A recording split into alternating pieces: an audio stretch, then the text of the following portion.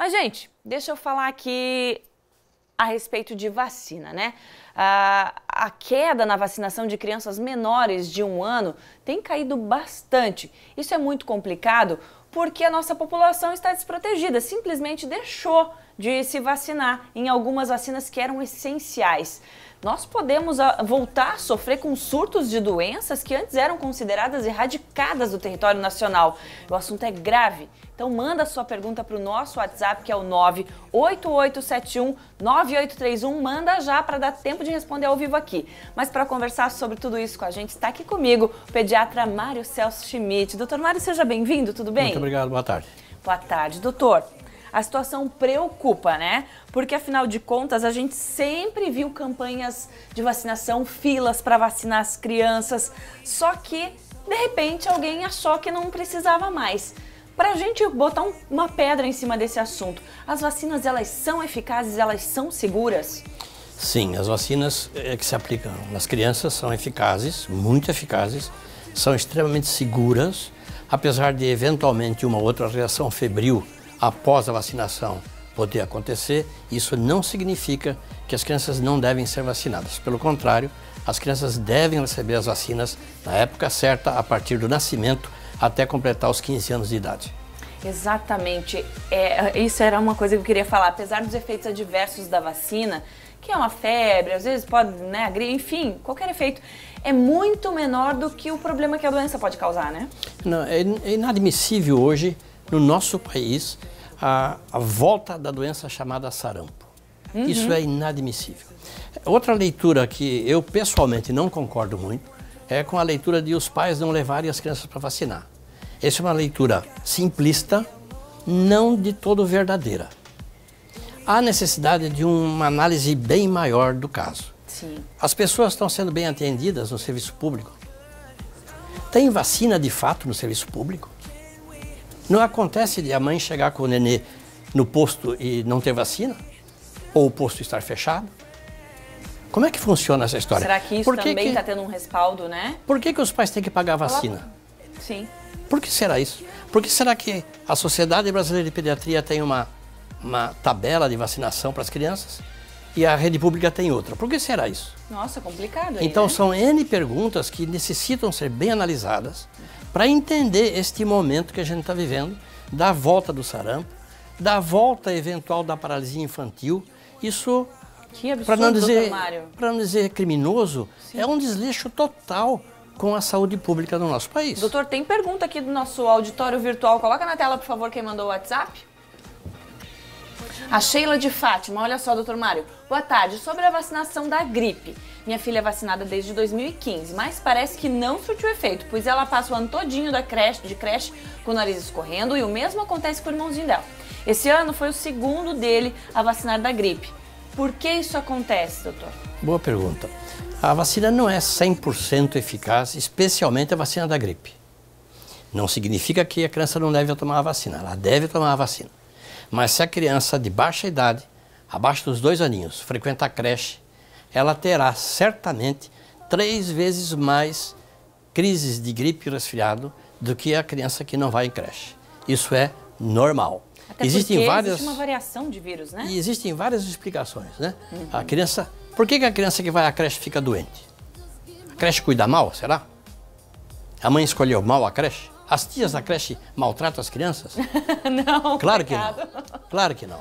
A criança que vai à creche fica estressada pela falta da mãe.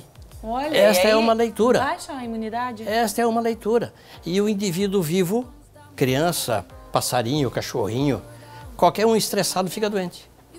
É verdade. Esta é uma outra leitura que pouca gente faz. Doutor, deixa eu te perguntar uma coisa, porque a gente fez uma pesquisa e acompanhando, né? Queria agradecer também o Luiz Figueiredo, que ajudou a gente a fazer essa pauta aqui, que um dos fatores que levou à queda na vacinação também foram essas notícias falsas, as fake news. Porque existiu um estudo, sim, que sugeriu a ligação da vacina, que ela estava ligada à causa do autismo, né? Isso não foi muito bem levantado. Depois gerou-se a fake news dizendo isso, virou uma afirmação e no fim não se confirmou nada disso. E alguns pais decidiram então tentar evitar o autismo ligando a vacina.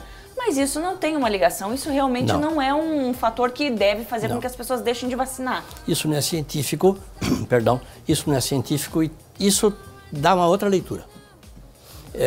Nós médicos talvez ficamos meio apáticos nessa história de vacina, de falar de vacina o tempo todo. Os pediatras fazem muito bem isso, mas tem que fazer melhor. A mídia tem que entrar pesada nisso. Lembra da campanha do Zé Gotinha? Sim, muito. Lembra desse movimento? Lembro, muito forte. Era festa no país. Era. As crianças pediam para ir lá vacinar. Há necessidade de retomar essa leitura, esse estágio de coisas, para que a população faça a vacina nos seus filhos mesmo. Não culpar só os pais que não levam lá. Essa culpa é um pouco não verdadeira. Perfeito. Doutor, quero te chamar para acompanhar com a gente aqui, porque olha só esse dado. Em 2017, Santa Catarina teve a cobertura vacinal mais baixa dos últimos 7 anos em crianças até 1 ano e não atingiu as metas estabelecidas pelo Ministério da Saúde. A vacinação contra doenças que podem ter consequências graves, gente, vem diminuindo nos últimos anos. Mas o que tem provocado isso? A gente vai conferir agora na matéria. Desde que as campanhas de vacinação infantil foram instituídas no Brasil, lá em 1977, houve uma queda drástica nos índices de mortalidade infantil. Só nos últimos 15 anos, o índice caiu quase 70%. Nessa tabela dá para a gente ter uma noção do impacto positivo que a prevenção trouxe. No sul do país, em 1930, a taxa de mortalidade era de 121 crianças a cada 1.000 nascidos. Em contrapartida, 80 anos depois, em 2010, com os avanços na medicina e a maior cobertura de saneamento básico, o índice caiu para 15 mortes. Mas se a prevenção é o caminho, então o que explica a queda na procura por vacinação? A nossa percepção é que talvez as pessoas não tenham convivido muito com a doença, né? Já nasceram numa época que já tinha vacina e que não tem tantos casos da doença e talvez por não ter tido essa vivência, eles sejam um pouco mais descansados, né, sobre esse fator. E os reflexos dessa decisão não têm demorado muito para aparecer. Prova disso é que Amazonas e Roraima já registraram cerca de 500 casos de sarampo só nesse ano. O vírus veio importado da Venezuela e, diante de um grupo não vacinado, a doença se disseminou rapidamente pelos 2 estados. A carteira de vacinação da filha de Denise está em dia, mas ela conhece quem decidiu por não vacinar e acabou sofrendo com as consequências. Até tem um caso que eu conheço de uma pessoa que acabou não levando pelo fato de ter tido uma reação no filho e acabou acontecendo um caso de gripe A na criança e agora já está tudo bem, mas é extremamente importante, com certeza. Nas ruas de Blumenau, a maioria dos pais disse que segue à risca o calendário de vacinação. Ela tem todas as vacinas em dias, eu acho importante primeiro porque é uma recomendação médica, né? Eu sigo exatamente o que o pediatra orienta e é importante porque é a saúde da minha filha, que é o mais importante. Mas não é o que refletem os números. Em Santa Catarina, em 2016, a vacina contra a poliomielite alcançou 92% da população, sendo que a meta é 95%. Já em 2017, caiu ainda mais essa porcentagem, foi para 82%.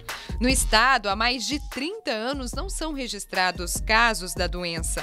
E desde 1994, o país é considerado livre desse problema. Mas não vacinar seria saída? Em mais de 300 municípios brasileiros, a cobertura vacinal contra a poliomielite está muito baixa, o que compõe um cenário preocupante, já que o vírus pode vir importado. Muito preocupante, porque se a gente tem uma boa cobertura vacinal, isso significa 95% de cobertura vacinal, nós podemos até ter casos da doença, mas nós não vamos ter surtos da doença. E se a gente tem uma baixa cobertura vacinal, nós vamos ter o surto. Gente, é importante, tem que vacinar. Doutor, quais as sequelas de não vacinar, por exemplo, contra o sarampo, contra a paralisia infantil? Assim, olha, o sarampo é uma doença que afeta o cérebro das pessoas. Então, a criança que tem sarampo, para dar uma pequena complicação, se é que é pequena, né? Sim. A criança que teve sarampo perde 10 pontos do QI. Já começa. Imagina uma população com 10 pontos de QI a menos do que o resto das pessoas saudáveis do mundo. Sim. Ok? A paralisia infantil, todo mundo já sabe, já conhece, deixa uma sequela definitiva para o resto da vida de paralisia dos membros inferiores, especialmente se não for a óbito. Enfim, há necessidade de vacinar as crianças. Não existe nenhuma justificativa para não levar os filhos para vacinar. Repito, há necessidade de uma leitura mais ampla de como está sendo feita a vacina, como está sendo veiculada a vacina, como a mídia pode trabalhar melhor, os pediatras falando mais disso. As crianças têm carteira de vacinação. Essa carteira ela tem que estar atualizada. Tem que estar atualizada. Eu posso ir num posto de saúde e, olha, não sei que vacina tomou, vai lá, pode tomar a vacina. Não sabe se tomou, pode tomar de novo? Sim. Sem problema. É seguro. Eu tenho brincado no consultório assim, a moça do centro de saúde devia estar na calçada. Passou a criança, vacina.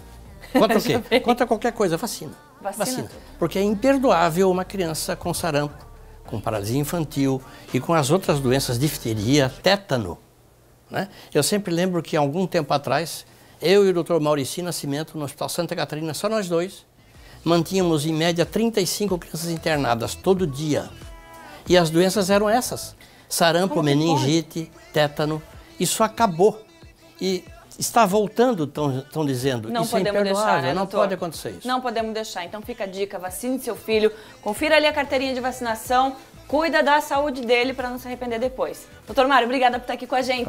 Dar essas dicas, ó, espero que o pessoal entenda e se conscientize. Obrigada, doutora. Até uma próxima. Valeu. Até.